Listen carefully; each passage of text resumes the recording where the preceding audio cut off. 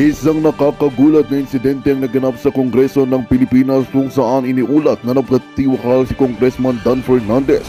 Ayon sa mga saksi, naganap ang insidente habang ginaganap ang isang sesyon ng plenaryo.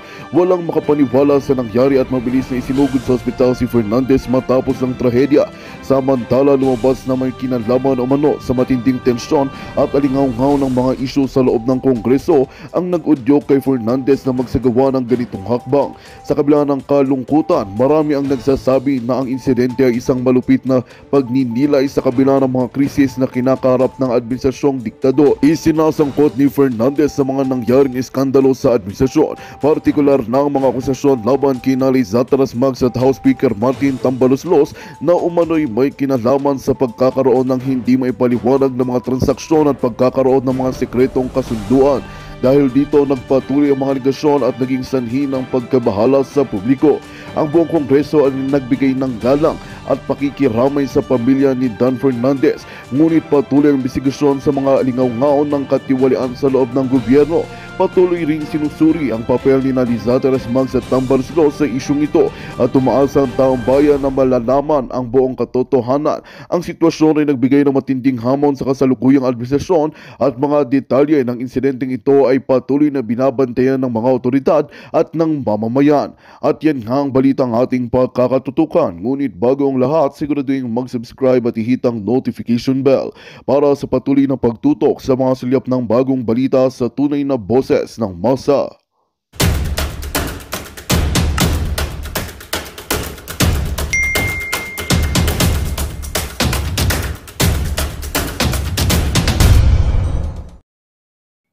Bahagi yung Senado ng buy scam. Wala kang sasabihin man lang. Dehin bukiki ka. Ang laki pong issue yan.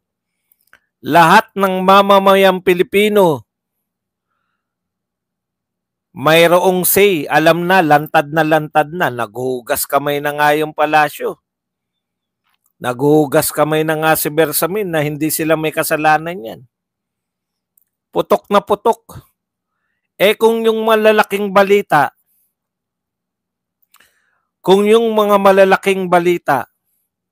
wala kayong say na nakakaapekto, saan pa kayo meron say? Di ba? Alam niyo yung mga senador, dito natin inaasahan sa mga nakakaapekto sa buong regardless kung ikaw ay makakampi ka dyan, payag ka. Buti pa si Drillo, no? Retirado na. Aray ko, sumasakit yung tahi ko. Dahan-dahan lang. Hindi po ubra na senador kayo.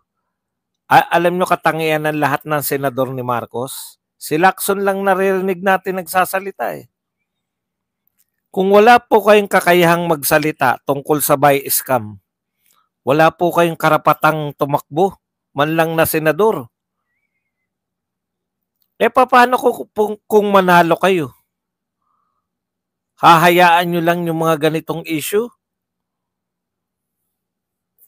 Wag lang po yung mga tulpo, pero lalong-lalo na yung mga tulpo kasi number 1, ang tataas.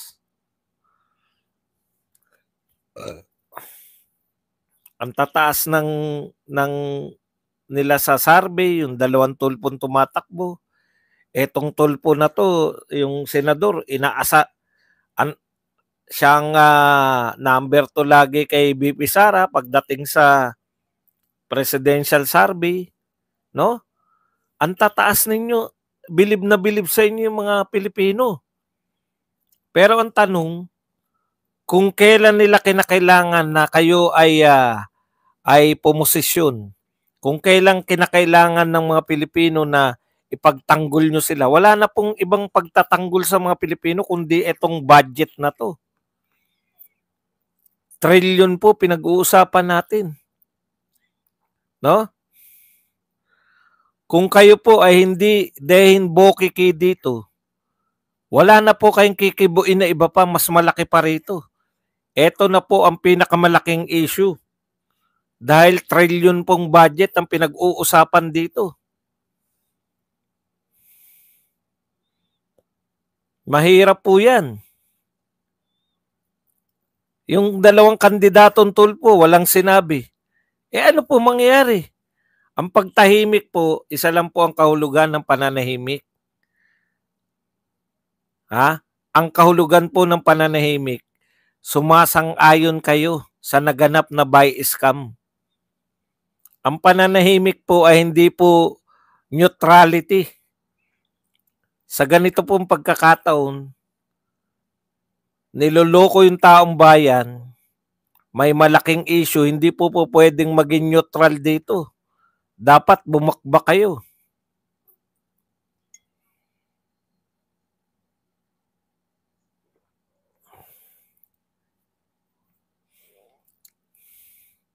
Laging second si Rapi Tulfo sa presidente. Tapos sa mga ganitong issue, walang sinabi. Ang dami na po naming issue na pinalampas. Ito po lahat ng mamamayan nagsasalita.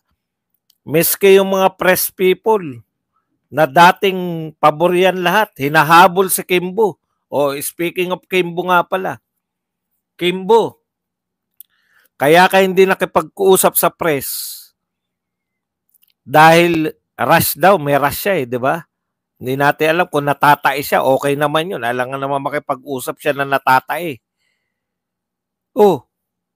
Pagkatapos mong tinakbuhan yung mga press, sila Joseph Moron at iba pa, kailan ka magpapapress con? Ibabalik ko lang sa inyo yung ginawa nyo kay Ibabalik ko lang sa inyo yung ginawa nito ni nyo. Kayo din mismo, kayo Kimbo, ikaw mismo. Pinagpapaliwanag ninyo si BP Sara na confidential fund. Kahit confidential. Bakit ayaw nyo magpaliwanag rito? Hindi naman to confidential. Ibabalik ko sa inyo, transparency. Asan ang transparency?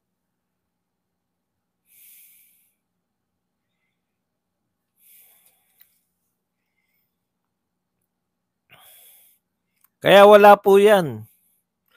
Kayong mga tulpo kayo, hindi na kayo nararapat. Ikaw, Kimbo, magpaliwanag ka. Okay, punta na po tayo rito sa TRICOM na to. Bumuo na naman ang TRICOM. Ang pinag-iinitan nila, anak, lalabas si Liet. Anak, mahal, ikaw na nga.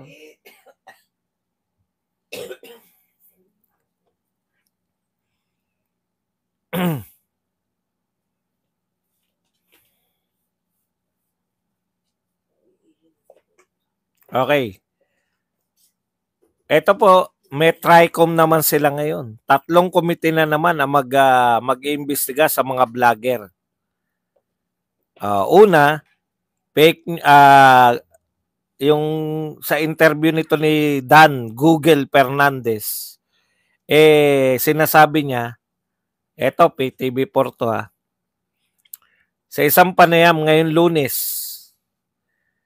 iginiit ni House Committee on Public Order and Safety Chair Dan Fernandez na dapat nang maparusahan ang trolls at mga nagpapakalat ng fake news sa social media. Okay. Anong masasabi mo dyan, Badong? Dapat na raw maparusahan. Walang problema. Yung mga trolls at nagpapakalat ng fake news. Kaya lang, unang tanong, sino magsasabi kung fake news o hindi? Kayo? Paano ba kayo mag-determine ng fake news? Paano kayo nagde-determine ng pagsisinungaling? Muna. Di ba, hinala nyo lang? Pag meron kayong testigo, sa tingin ko, nagsisinungaling ka. Ganun na mga dialogue ninyo Naririnig namin nung sa Quadcom, pati doon sa isang committee, yung nakasalang si BP Sara, pag kayo nag-determine, kayo na mismo, yung tinatanong nyo, inaakusahan nyo nagsisinungaling. Ngayon, paano namin matitiyak sino ang magdedetermine ng fake news at hindi? Kayo? Maraming instances na hindi naman accurate yung pagbibintang nyo na nagsisinungaling. Ilan na ang inyong napakontempt? Ilan sa mga napakontempt nyo ang natuluyan na mapakulong? Ito lang kayo lang yung nagsimula yung Quadcom.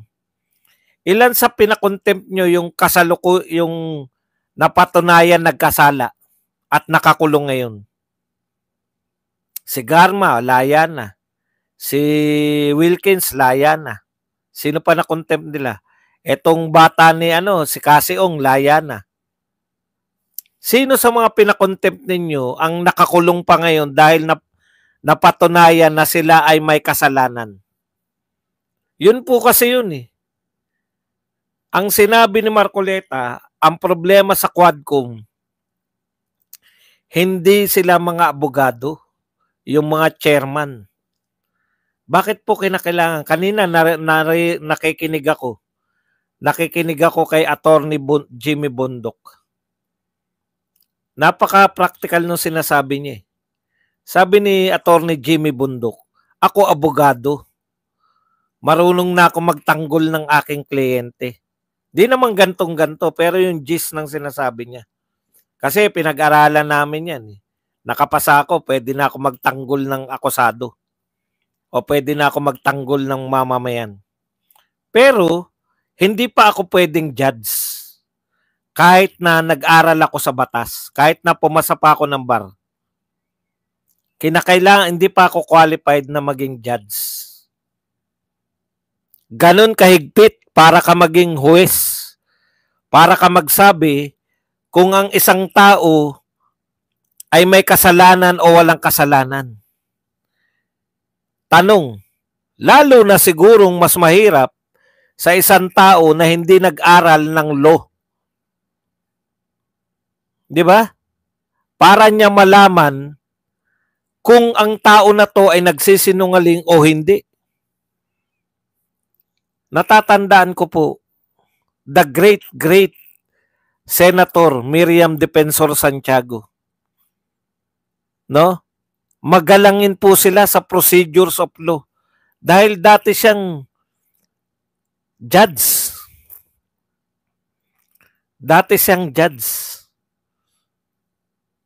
Ibig sabihin, hindi lang po siya simpleng attorney.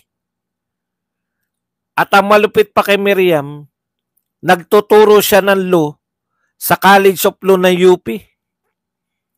At karamihan ng mga kanyang nakakaharap, mga estudyante niya. Sinisita niya nga sa Senado. Nung ako ay yung professor sa law, ano natutunan mo sa akin?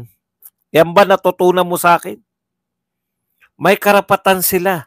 Pero never ko sila narinig na bastusin yung mga at akusahan yung kanilang mga iniimbestigahan at ipakontempt ng ipakontempt.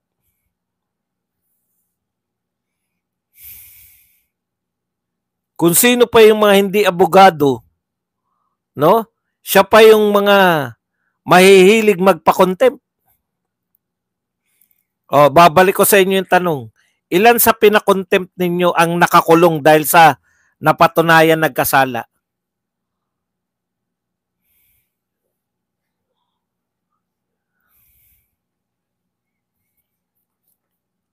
Sino ngayon at saka resource person yung mga pinakukulong nyo? Alam nyo ba ibig sabihin ng resource person ayon kay Marcoleta? Yan ang tutulong sa inyo para gumawa ng batas. Dalawasin ko kung ipakontempt nyo yung yung mga resource person Okay. Etong sinasabi mo ngayon. Sang-ayon ako sa iyo dito. Ayan Giniit ni House Committee on Public Order and Safety Chair Dan Fernandez na dapat nang maparusahan ang trolls at nagpapakalat ng fake news sa social media. Tama lang yan na parusahan. Ang tanong, parusahan pala eh. Paano ba mapaparusahan yung isang taong nagkasala sa batas? Mapaparusahan lang po sila pag sinabi ng korte na parusahan. Ang tanong, korte ba kayo? Kayo ba sa House of Representatives ay korte? Hindi naman pala eh. Kailan lang po pwedeng parusahan ang mga vlogger? Ano po ang makukumit na kaso ng mga vlogger? Meron na po tayong batas eh, di ba? Cyber libel. Kung gusto nyo palang maparusahan, kasi hindi niya naman sinabi hindi niya naman sinabi kinakailangan na nating makagawa ng batas. Ang sinabi niya, dapat nang maparusahan ng trolls. Hindi po kayo magpaparusa. Kung ang purpose po ninyo ng pagkukondak ng inyong investigation in aid of legislation ay maparusahan yung mga vlogger, hindi po kayo judge. Opo, marami na po nagsasabi na hindi kayo ang judge. Ano sabi ni Marcoleta? Hindi naman mga huwes, pero pumupormang parang mga huwes. Mag-likes lang po kayo, walang bayad yan likes. Yan yung problema. Gusto nyo palang parusahan, dapat hindi kayo mag-iimbestiga.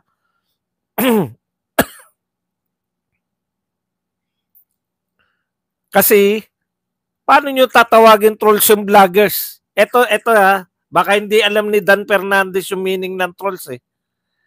Yung trolls po, hindi po yan mga tao. Nakakita na ako niyan eh. Isang tao, ino-operate niya, maraming cellphone, maraming computer, isang tao, yun po yun. Kaya po siya tinawag na trolls. Pag tao na po, hindi na po kami trolls. Vloggers na po kami. Yung troll farm na tinatawag, isang tao, magko-comment siya, magpo-post siya, makakapag-post siya, hindi lang ng isa-isa. Isang tao, makakapag-post siya sa gamit ng isang daan. Yan po yung trolls. At marami na po nahuhuli niyan, di ba? Based sa India.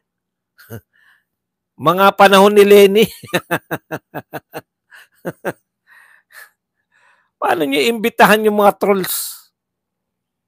Mahirap pong patunayan yan kasi isang tao yan. Tapos, hindi. Ganito po yung trolls. Ako halimbawa, si Badong. Tapos meron akong computer, 500 na computer. Nagko-comment ako, nagpo-post ako, sa post ko, ako rin na nagko-comment sa post ko para magmukha. Ganito po yung trabaho ng trolls eh. Para magmukha na maraming engagement yung post. Alam niyo yun? Talagang dapat niyong ipakulong yung mga yun.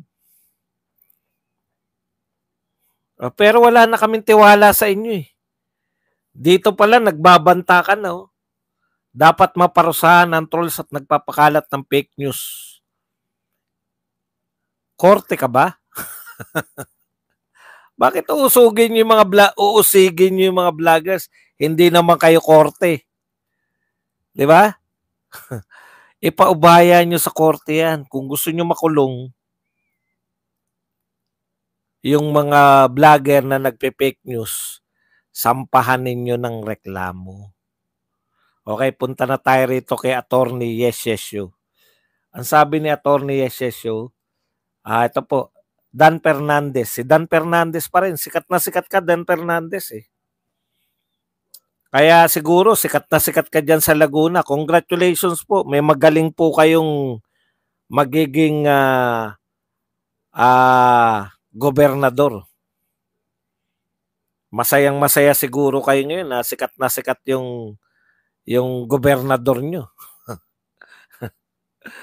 Ito po, Dan Fernandez hit with ethics complaint over alleged misconduct in Quadcom hearings.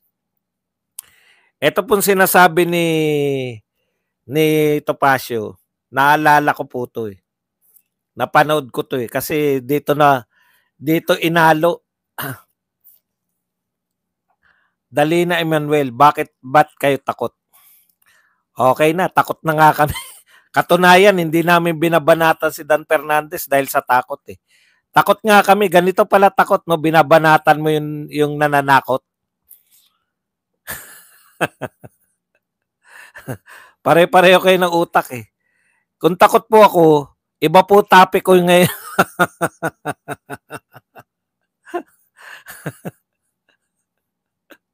ibang klase talaga sila, no? Bakit kayo natatakot? Eh, kung takot pala ako, di dapat hindi ko na tinapik si Dan Fernandez. Dalawa nga topic ko sa kanya.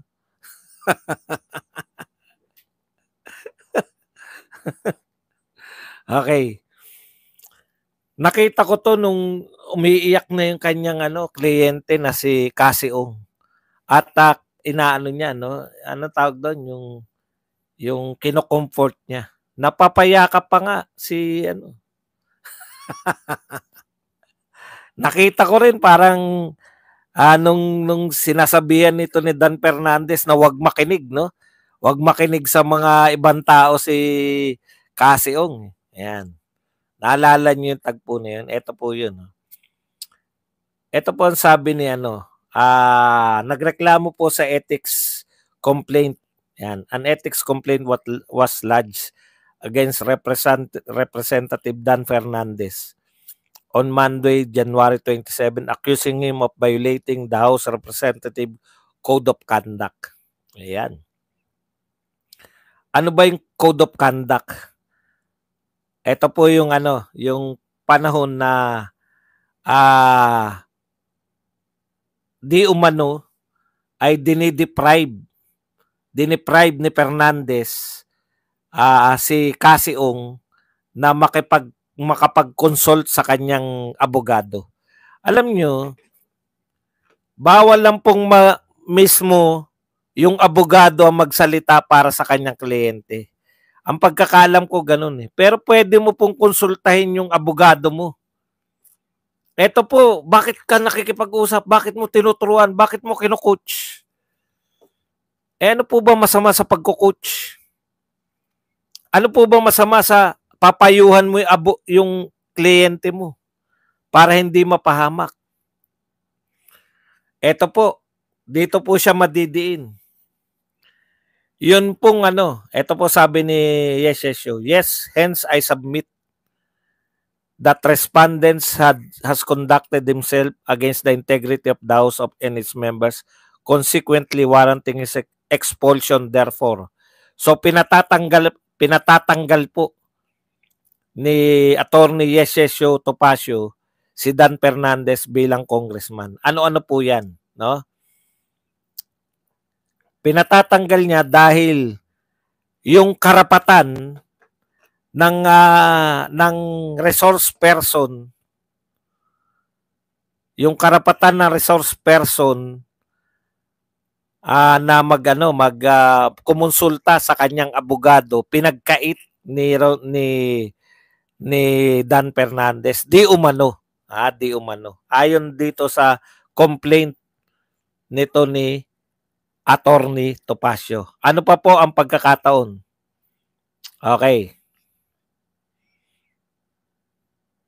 Topacio raised concerns about Fernandez alleged Magandang balita ang hatid namin sa inyo ngayong araw. Sa pagtatapos ng aming balitaan, nagbigay kami ng mga mahalagang impormasyon. Maraming salamat sa pagtutok at pagsuporta sa aming programa. Huwag kalimutang manatili sa mga susunod na araw para sa mga bagong balita at mga kwento na dapat nating abangan. Mula sa Boses ng Masa, magandang araw Pilipinas!